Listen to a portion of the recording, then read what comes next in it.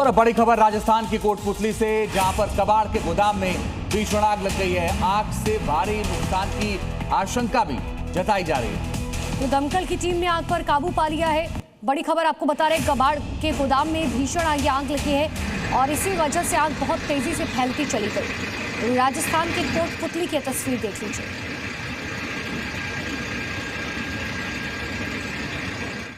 और अब आगे देखिए आज की 5 बड़ी खबरें।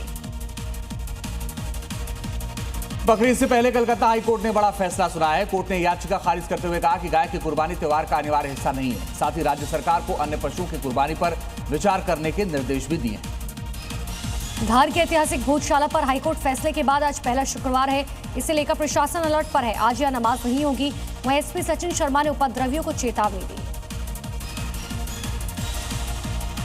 अफ्रीका में इबोला वायरल के खतरे के कारण भारत अफ्रीका शिखर सम्मेलन टाल दिया गया है। दिल्ली में 28 से 31 मई को होने वाली ये बड़ी बैठक अब बाद में होगी। विदेश मंत्रालय ने कहा है कि जल्द नई तारीखों का ऐलान कर दिया जाएगा। पश्चिम बंगाल में 20 जून तक सीएपीएफ की 500 कंपनियां तैनात रहेंगी। गृह मंत्रालय ने कानून व्यवस्था बनाए रखने के लिए मंजूरी दी है। बीएसएफ की 150 कंपनियां भी इसमें शामिल हैं।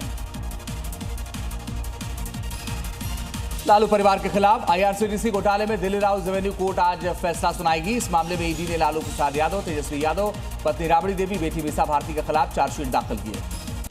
और अब देखते हैं राज्यों से जुड़ी 5 बड़ी खबरें। बांदा में रिकॉर्ड गर्मी के बाद अब पानी की किल्लत होने लगी है। कई इलाकों में हैंडपंप और कुएं सूख गए। गर्मी के बीच लोग कई किलोमीटर दूर से पानी लाने पर मजबूर हैं। इलाके में पिछले 15 दिन में से पानी की सप्लाई नहीं हुई। बकरीद को लेकर झारखंड में पुलिस प्रशासन अलर्ट मोड पर है। चतरा के एसपी ने बिहार बॉर्डर के इलाकों का जायजा लिया और लोगों से बकरीद पर शांति बनाए रखने की अपील की है और पुलिस से अपराधियों के खिलाफ कार्रवाई करने के आदेश भी दिए हैं। बिहार के पूर्णिया में फूड पॉइजनिंग से एक ही परिवार के 5 लोगों की तबियत खराब हो गई।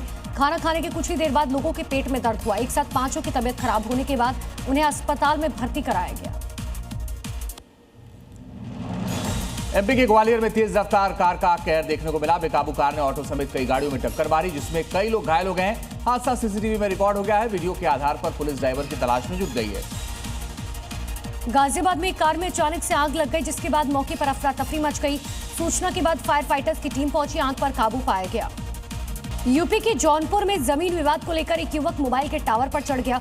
मौके पर पहुंची पुलिस और प्रशासन ने उसे उतारने की कोशिश की, लेकिन नीचे उतरते वक्त युवक हादसे का शिकार हो गया। घटना बक्सर थाना क्षेत्र की है, जहां जमीन विवाद में एक युवक मोबाइल टावर पर चढ़ गया और घंटों तक हाई वोल्टेज ड्रामा करता रहा। इस दौरान वहां लोगों की भारी भीड़ जमा हो गई। परिवार के लोग भी मौके पर पहुंचे और उसे उतारने की कोशिश करते रहे, लेकिन वो नहीं उतरा। युवक मौके पर उच्च अधिकारियों को बुलाने की मांग पर अड़ा रहा। सूचना पर पहुंचे अधिकारियों के सामने टावर से उतरते वक्त युवक का पैर फिसल गया और गिर गया। अस्पताल ले जाने पर डॉक्टरों ने उसे मृत घोषित कर दिया। युवक खेत से रास्ता निकाले जाने से नाराज था। वह दोबारा जमीन की पैमाइश की मांग कर रहा था। मौत के बाद डीएम ने परिजनों को मदद का भरोसा और जमीन की पैमाइश दोबारा कराने के निर्देश दिए।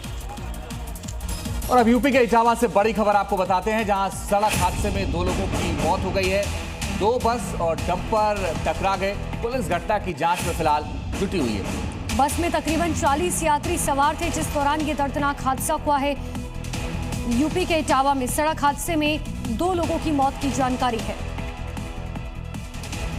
तो 2 बसें डंपर से जा टकराई, जिस दौरान यह हादसा हुआ।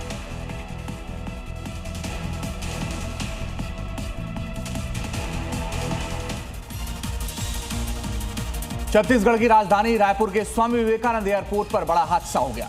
वेटिंग एरिया में सीलिंग रिपेयरिंग का काम कर रहा मजदूर बैलेंस बिगड़ने से 30 फीट की ऊंचाई से नीचे गिर गया, जिससे उसकी मौत हो गई। इसी सीलिंग के रिपेयरिंग का काम था। अचानक बैलेंस बिगड़ा और फर्श पर गिरते ही जान चली गई। ये तस्वीरें रायपुर के स्वामी विवेकानंद एयरपोर्ट की।